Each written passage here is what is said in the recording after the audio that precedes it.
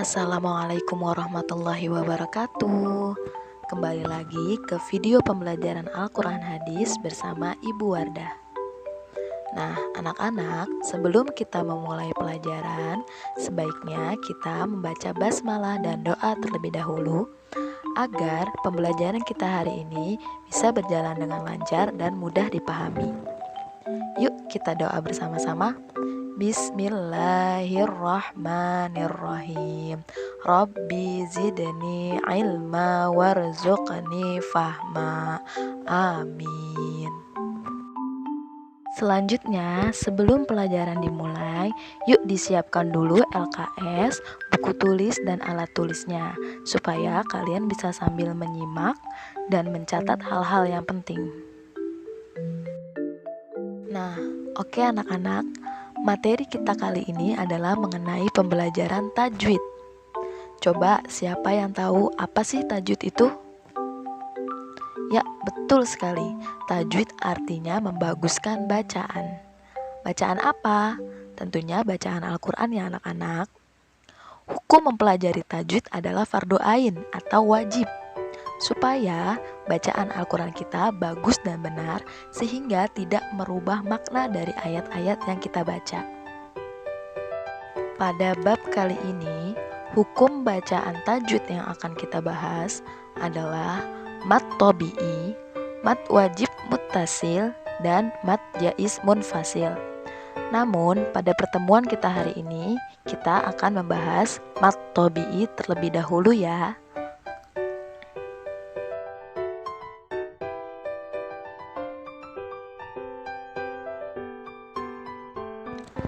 Mat tobi'i berasal dari dua kata, yaitu mat dan tobi'i. Mat berarti panjang dan tobi'i berarti alami. Alami atau asli maksudnya adalah mat tobi'i ini tidak berasal dari hukum mat lainnya, karena mat tobi'i merupakan dasar dalam memahami hukum-hukum mat lainnya. Mat tobi'i disebut juga dengan mat asli. Ingat ya, mat tobi'i dengan mat asli itu sama saja. Kemudian, cara membaca mat tobi'i adalah dipanjangkan sebanyak satu alif atau dua harokat.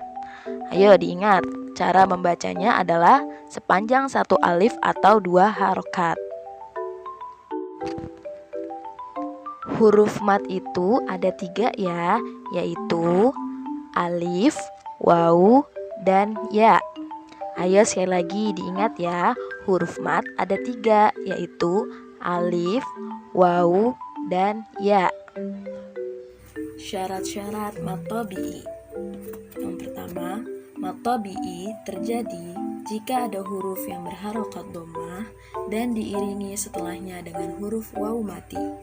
Contoh yang pertama, ghafurun. Pada kata ini, mat tobi'i terletak pada huruf fa yang berharokat dhammah dan bertemu dengan waw mati setelahnya. Contoh yang kedua, yash'uruna. Pada kata ini, mat tobi'i terletak pada huruf ro yang berharokat dhammah dan bertemu dengan waw mati setelahnya. Contoh yang ketiga, qulubihim. Pada kata ini, mat tobi'i terletak pada huruf lam yang berharokat dhammah dan bertemu dengan huruf waw mati setelahnya. Ketiga bacaan ini dibaca panjang 2 harokat.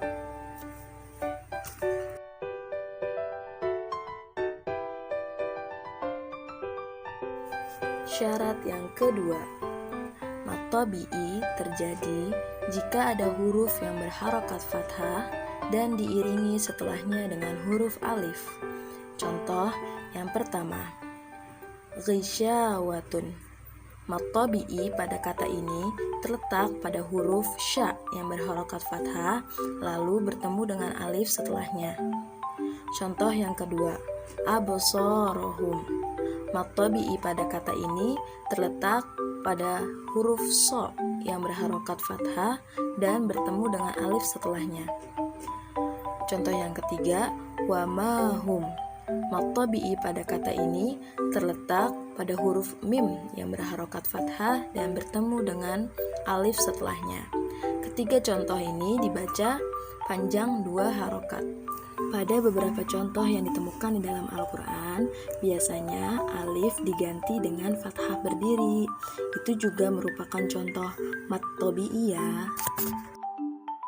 Syarat yang ketiga, mat tabi'i terjadi jika ada huruf yang berharokat kasroh dan diiringi setelahnya dengan huruf ya mati. Contoh yang pertama, lakum dinukum. Pada kata ini, mat tabi'i terletak pada huruf dal yang berharokat kasroh dan terdapat ya mati setelahnya. Contoh yang kedua, walladzina. Pada kata ini, mat tabi'i terletak pada huruf za yang berharokat kasroh dan terdapat ya mati setelahnya. Contoh yang ketiga, syai'in qadirun. Pada kata ini, mat tabi'i terletak pada huruf da yang berharokat kasroh dan terdapat ya mati setelahnya. Ketiga bacaan ini dibaca panjang 2 harokat. Nah, jadi itulah ketiga syarat mat tabi'i. Diingat-ingat ya bahwa huruf yang berharokat dhamma harus bertemu dengan waw mati. Huruf yang berharokat fathah harus bertemu dengan alif. Huruf yang berharokat kasroh harus bertemu dengan ya mati. Barulah terjadi hukum bacaan mat tabi'i yang dibaca panjang 2 harokat. Nah, bagaimana anak-anak? Sudah paham belum mengenai hukum bacaan mat tabi'i? Ibu harap kalian semua sudah paham ya. Jika ada yang belum paham, jangan malu untuk bertanya kepada ibu guru atau kepada teman-teman kalian. Atau kalian bisa putar ulang video ini supaya kalian menjadi paham. Setelah ini kita kerjakan latihan ya, supaya kalian semakin paham mengenai hukum bacaan mat tabi'i. Nah, ini dia tugas latihannya. Yuk sama-sama kita cari contoh mat tabi'i di dalam surat At-Tin. Lalu kalian salin ke buku tulis ya.